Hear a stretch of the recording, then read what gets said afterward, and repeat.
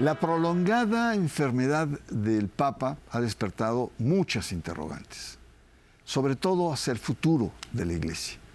La delicada salud de Francisco encausa proyectos de la Iglesia, candidaturas que se confrontan más temprano que tarde. Todo esto en el marco de un futuro cónclave. Los escenarios de la sucesión pontifical aquí, en Sacro y Profano. El Papa Francisco, de 88 años, enfrenta una crisis de salud que mantiene en vilo a millones de católicos en todo el mundo. Lleva casi un mes de internado en el Hospital Gemelli. En estas semanas ha sufrido episodios de insuficiencia respiratoria aguda, lo que requirió intervenciones médicas urgentes, como la ventilación mecánica no invasiva, para facilitar su respiración. El estado de salud del pontífice ha causado preocupación y tristeza entre la feligresía que ora por él en todo el mundo católico. Pese a los sobresaltos en la hospitalización, el Papa Francisco mantiene la lucidez y mando sobre el gobierno de la Iglesia, y de momento no se han observado trastornos importantes en la actividad de la Santa Sede. Sin embargo, surgen muchas preguntas sobre el futuro inmediato del gobierno de la Iglesia. El Vaticano no cuenta con normas establecidas para determinar qué ocurriría si un papa se encuentra consciente, pero incapacitado para gobernar. Actualmente la gestión diaria de la Iglesia recae en la Curia Romana con el cardenal Pietro Paroli, secretario de Estado, como la figura de mayor peso en la administración. Aunque el pontífice está consciente, su estado sigue siendo delicado al presentar un cuadro complejo, según los reportes médicos. Muy buenas noches, bienvenidos a Sacro y Profano. El tema es obligado, la salud del Papa y el futuro de la Iglesia, los diversos escenarios que se presentan. Y para abordar ese tema agradezco la presencia del doctor Roberto Blancarte, sociólogo, historiador especializado en religión, laicidad y democracia. Es actualmente profesor investigador del Colegio de México. Además, fue consejero en la Embajada de México ante la Santa Sede entre 1995 y 1998. Así es que, Roberto, si algo sabes cómo se manejan las cosas ahí en el Vaticano. Bienvenido, Roberto. Gracias, Bernardo. Mucho gusto. ¿Cómo ves la situación actual? ¿Cómo ves una enfermedad del Papa, la Iglesia conmovida, dolorida en algunos sectores, en otros agitada? ¿Cómo estás percibiendo el humor que hoy tiene la Iglesia Católica frente a la crisis de salud de Francisco? Sí. Yo creo que hay, en primer lugar, el temor de que se repita lo sucedido con Juan Pablo II en sus últimos años, sus últimos meses sobre todo, en donde veíamos, y ellos veían obviamente, a un Papa cada vez más enfermo, cada vez más débil, cada vez más, digamos, discapacitado realmente para gobernar a la Iglesia, y que sin embargo no soltó las riendas hasta que realmente murió, ¿no? Y yo creo que hay un poco ese temor, ¿no? ¿Qué hacer en situaciones que todos sabemos pueden ser muy complejas? Porque una persona puede permanecer viva, pero con distintas capacidades para seguir gobernando.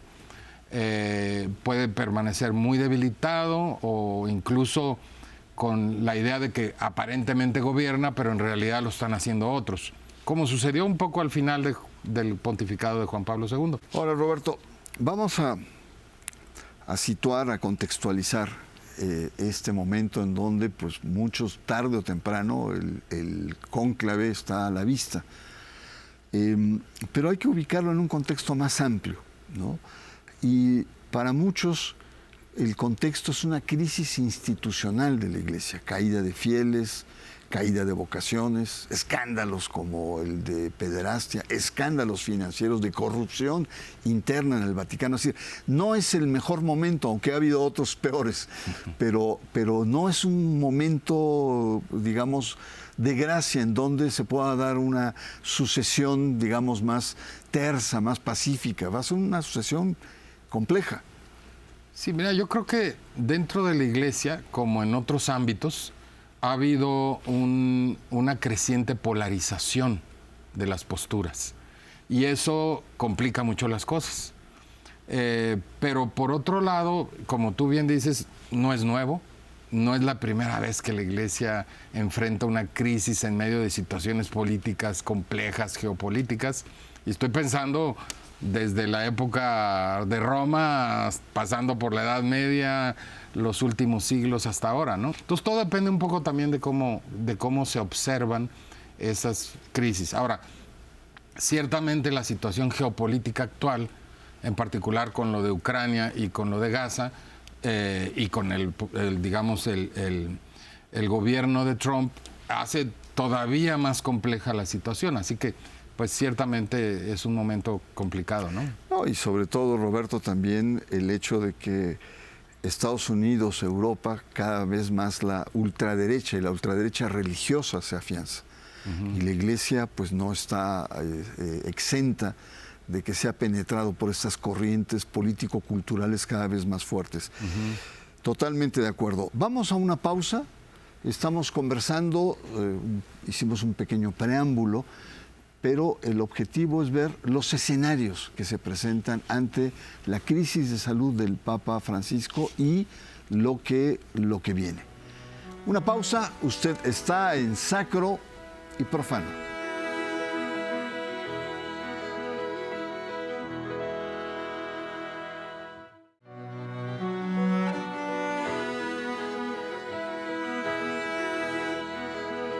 Regresamos, estamos en Sacro y Profano, conversamos con el doctor Roberto Blancarte vamos a conversar, abordar los diferentes escenarios que se abren en la Iglesia con la enfermedad del Papa Francisco, escenarios que probablemente se avecinen y de manera muy simple son básicamente tres, podría haber más evidentemente, pero digamos para ser directos y hasta didácticos. El Papa muere, primer escenario, y se inicia el protocolo del cónclave. Segundo gran escenario, el Papa sobrevive a esta crisis, pero queda muy debilitado, como todos los doctores han señalado, debilitado y vulnerable para ejercer el complejo gobierno de la Iglesia. ¿Qué pasaría? Y el escenario 3, el Papa sobrevive a esta crisis y presenta su renuncia. ¿Qué te parece, Roberto, si empezamos por el segundo tema? Es decir, el Papa sobrevive, pero en condiciones realmente complejas, como muchos doctores han señalado. Es decir, su inmunología que está no puede estar en contacto con la gente, hacer viajes, ya no podría caminar, su voz está muy debilitada, a lo mejor su cabeza está funcionando bien, pero sus condiciones físicas. Santa Marta, su sede donde vive, se va a convertir en una especie de un hotelito a un hospital con cuidados intensivos, incluso con una sección. ¿Cómo ves el caso de que el Papa, ya lo había señalado al principio, el caso de Juan Pablo II, que fue muy largo, pero ese escenario, ¿cómo lo percibes? Bueno, aquí vamos a ver de qué está hecho el Papa Francisco. Porque el Papa Francisco, si se da cuenta que ya no puede gobernar como debe gobernar, uno pensaría que quizás es el momento para presentar la renuncia y saber que, bueno, está dejando a la Iglesia en condiciones para que alguien con mayor capacidad, con mayor fuerza pueda hacerlo, sobre todo en estas situaciones complejas de crisis. Pero pudiera ser que el Papa, y habrá que ver por eso su personalidad, cómo aquí se refleja, diga no, como Juan Pablo II, diga no, yo me voy a quedar aquí hasta que Dios diga, ¿no? Y eso, aunque yo ya evidentemente no pueda gobernar como ustedes quisieran, ¿no? Entonces, yo creo que en primer lugar va a contar con eso porque la renuncia solo la presenta el Papa voluntariamente y ni siquiera tiene que ser aceptada por nadie. Pero entonces eso pues va a depender de él, ¿no? Eso yo creo que es Y luego, el otro caso sería en donde él ya no puede tomar esa decisión, en donde queda tan mal que ya alguien más tendría que decidir, lo cual es muy complejo, qué hacer con la carta de renuncia que él ya dejó por si acaso. Pero el por si acaso dependerá muy bien específicamente de en qué condición está, ¿no? No es lo mismo estar en coma que estar debilitado o sin poder hablar, ¿no? Entonces esa va a ser una situación muy compleja y muy delicada, donde vamos a ver también cómo funcionan los actores que están alrededor de él, ¿no? No, incluso muchos canonistas han dicho que aquí hay un vacío y que hay que reformar, ¿no? Es decir, ¿cuáles serían los parámetros para que la estructura de la Iglesia decida? Pero es muy difícil, porque muy difícil. En primer lugar la estructura no puede decidir por el Papa.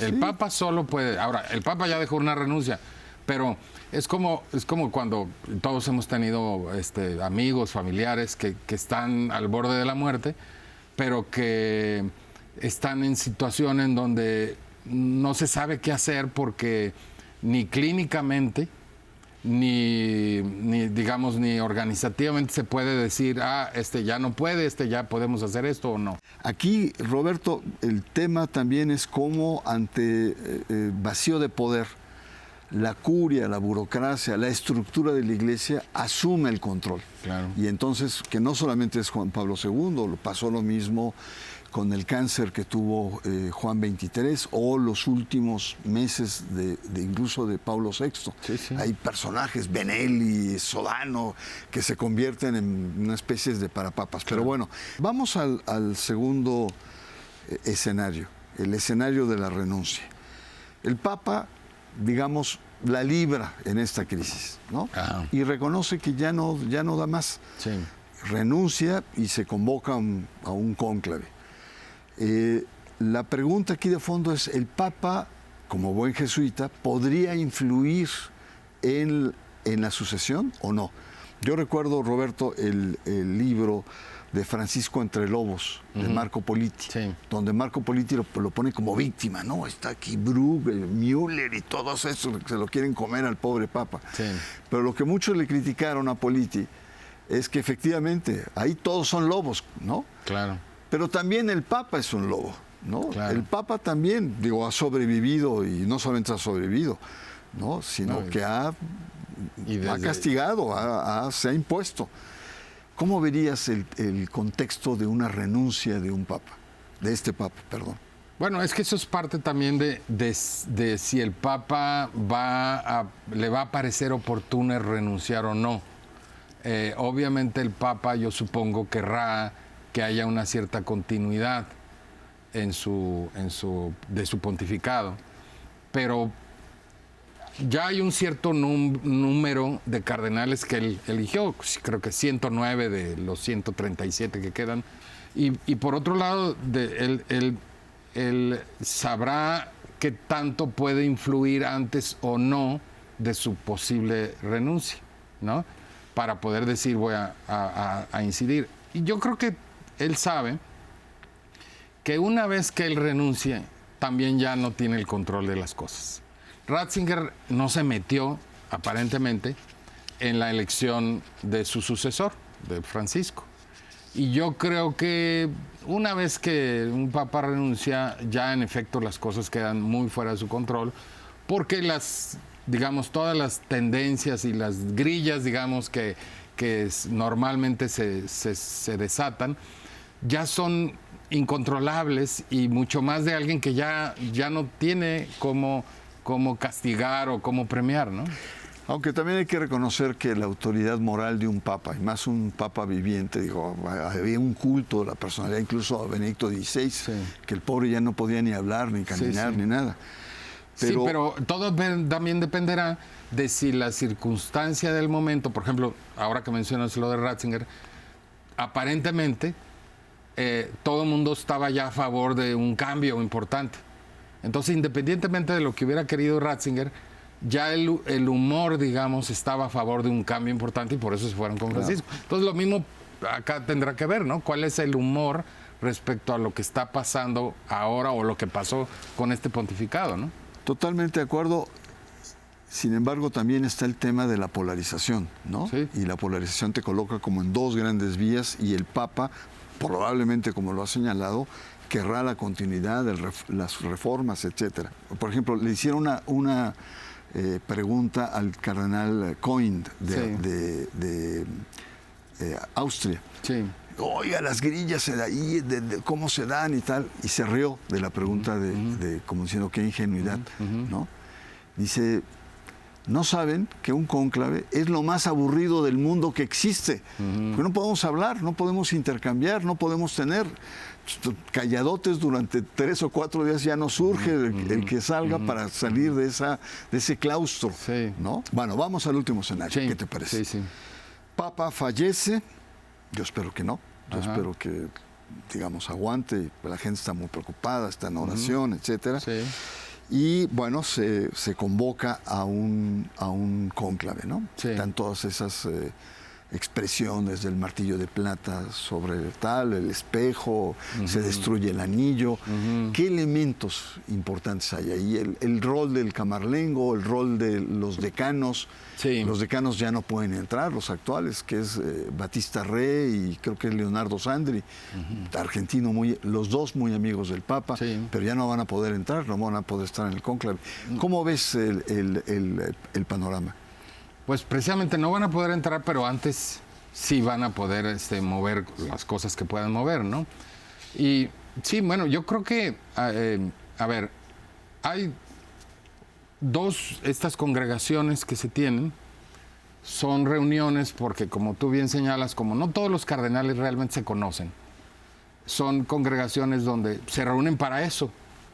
Primero hay una prédica, hay un predicador, que suele ser un muy buen orador y alguien que tiene una cierta claridad y alguien que tiene un respeto, digamos, en cuanto a su ética o moralidad en la iglesia, y que les dirige un discurso acerca de cuál es la situación y qué es lo que en principio deben de tomar en cuenta, etcétera, ¿no? Obviamente tienen que ser cosas muy generales porque no pueden ser indicadoras de hacia dónde deben de votar, ¿no? Pero sí abren temas de discusión donde todo mundo puede empezar ahí a aparecer o a querer aparecer, ¿no? Y ahí es donde hay algunos intercambios en donde los que no son conocidos pueden empezar a ser conocidos, ¿no? Y luego, obviamente, ya para los asuntos prácticos, pues está el camarlengo, que es como el albacea, ¿no? Que se queda con las propiedades mientras hay que trasladarlas y que es importante. Y el decano del colegio y el secretario que va a ser del concilio, que van turnándose, porque no son escogen a 3, pero presente para que no sean gente que termine incidiendo, van turnándose 3 cardenales en la dirección de esos asuntos. Entonces ahí, pero ahí obviamente, como todos sabemos, pues ahí hay, en esos huecos, hay buena parte de las discusiones que son normales, porque es obvio que los cardenales tienen que platicar entre ellos, oigan, a quién deberíamos apoyar o a quién nos parece, sea antes, ¿no? Y por supuesto, en medio es mucho más complejo, como ya dijimos, pero que van determinando, digamos, inclinaciones, porque una cosa importante que tiene que ver con todo esto es, para obtener la elección, el pontificado, se requieren 2/3, y 2/3 son muchos votos. Por lo tanto, es difícil que uno de los que están en los lugares polarizados lo vaya a obtener. Lo que vamos a encontrar es que probablemente alguno de los que están más en medio pueda obtener votos que se requieren de uno y de otro lado. Claro. Oye, evidentemente es un tema muy apasionante porque mucho del diálogo político se da en las votaciones. Si son 100 y tantos candidatos cada cardenal, pues se podría venir con 80 candidatos y eso es una locura. Claro, claro. Y generalmente no son más de 10. Significa que ha habido un acierto, no consenso, pero sí se ha hablado de quiénes serían. Y en un contexto polarizado, pues evidentemente que se decantan los candidatos. Que es y ahí también cuenta quiénes han tenido votos en un cónclave previo, porque eso ya los hace, digamos, más públicos y más conocidos entre los cardenales. Ya apareció con votos en la anterior, entonces ya hay candidatos que van a obtener ciertos votos, por lo menos en las primeras rondas, ¿no? Sí. Pues es apasionante toda esta dimensión. Es claro que en un cónclave pueden pasar muchas cosas, pero es un momento de gran definición. Si es joven, si es una persona ya adulta, si es un candidato de compromiso que está en medio de las dos corrientes, en fin. En sí, la elección de un próximo papa va a ser una señal importante del vínculo de la Iglesia con la sociedad y ver en qué medida los progresistas o reformadores o continuistas van a pesar, o los conservadores van a tener un mayor peso. Y también un poquito en si los cardenales van a pensar en qué es lo que la Iglesia requiere en este momento. Muy bien, pues vamos a una pausa. Estamos conversando sobre los escenarios y usted está en Sacro y Profano.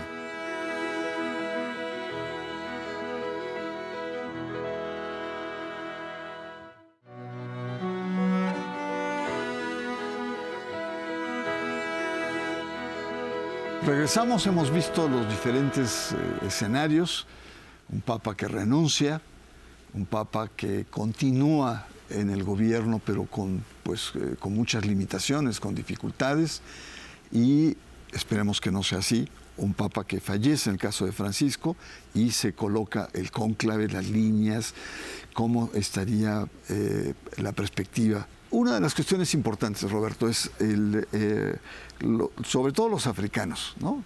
Que han crecido, pero son muy conservadores también. Y dicen, pues miren, Europa está devastado.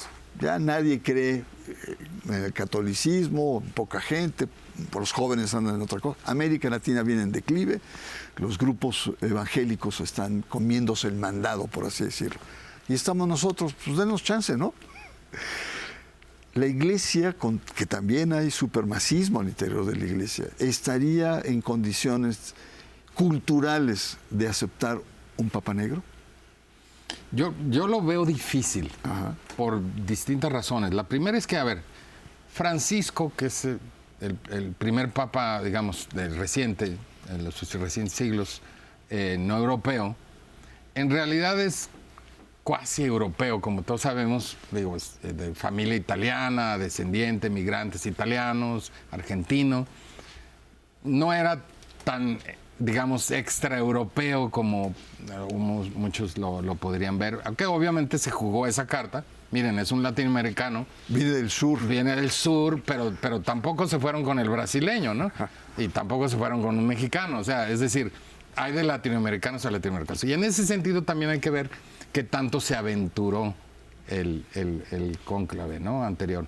Y acá yo veo igual, si uno ve lo que ha pasado en los sínodos, estas reuniones de obispos que ha convocado el Papa, vemos que la respuesta ha sido más bien conservadora. No han jalado con el Papa, no han empujado las reformas que quería. Y por lo tanto, yo diría que si eso vemos, es muy probable que eso se refleje también en el cónclave, ¿no? Y que entonces veamos más bien una especie de retorno a ciertas posturas entre moderadas y conservadoras.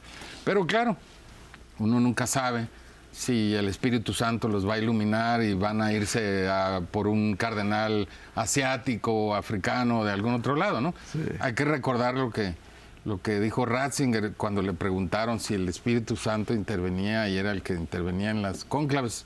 Y él, sabiendo todas las cónclaves donde habían salido algunos horrores, él dijo, no, pues no siempre, ¿verdad? Y entonces aquí es lo mismo, ¿no? Yeah, vamos a ver. Bueno, hay otro aspecto importante sobre las grandes posturas. Vimos con Alberto Barranco que en el fondo, en un cónclave, está en juego el papel de la Iglesia en el mundo moderno, en el mundo actual. Uh-huh. Entonces hay algunos que dicen que ese mundo moderno actual está desfigurando la identidad de la Iglesia y por lo tanto hay que cerrar filas, afirmar los dogmas, la misa en latín, el rol de las mujeres, rechazo a los divorciados vueltos a casar, rechazo a la homosexualidad, afirmar una identidad tradicional frente a un mundo avasallador. Y Francisco y la gente que sigue son más bien reformas. Es decir, más que cerrar filas, más bien lo que tiene que hacer la Iglesia es adaptarse a ese mundo moderno, ¿no? Ecología, migración, en fin, ese tipo de cuestiones. Y habría una tercera postura o candidatura que podría estar en medio de esto que tú decías, un candidato de claroscuros. ¿Cómo ves esta correlación de fuerzas al interior de la Iglesia, tomando en cuenta que hay corrientes ultraconservadoras que están desde hace muchos años. Sí. Mira, yo creo que un poco lo que hablamos antes está muy polarizado y esas dos posturas existen, pero las dos posturas, creo yo, son relativamente minoritarias en sus extremos y que en medio de eso hay muchas adaptaciones. Incluso el pontificado de Francisco puede verse como eso, porque Francisco, a pesar de que puede parecer para algunos como un gran progresista, en realidad no lo era. Quiso empujar algunas cosas y tímidamente, y cuando vio que no podía, pues mejor no lo hizo. Porque la Iglesia, hay que recordar, no es que no cambie, nada más se tarda 100 años más que los demás en cambiar, ¿no? Yo siempre doy el ejemplo de la separación Iglesia-Estado, ¿no? O sea, la Iglesia católica siempre se opuso a la separación durante 100 años, entre 1860 y 1960, estaba muy opuesta y le tardó 100 años en finalmente aceptarlo. Roberto Blancarte, muchas gracias. Ha sido un privilegio conversar estos temas. Estás embaladísimo, eso me da mucho gusto. Sin duda alguna, vamos a seguir con este tema porque es importante, sobre todo para los millones de creyentes que hay. Hay una especie como de, sí, un sentimiento de seguimiento sobre lo que pasa, no solamente la salud del Papa, sino lo que se viene para la Iglesia Católica. Muchas gracias, soy Bernardo Barranco y le espero la próxima semana aquí, en Sacro y Profano.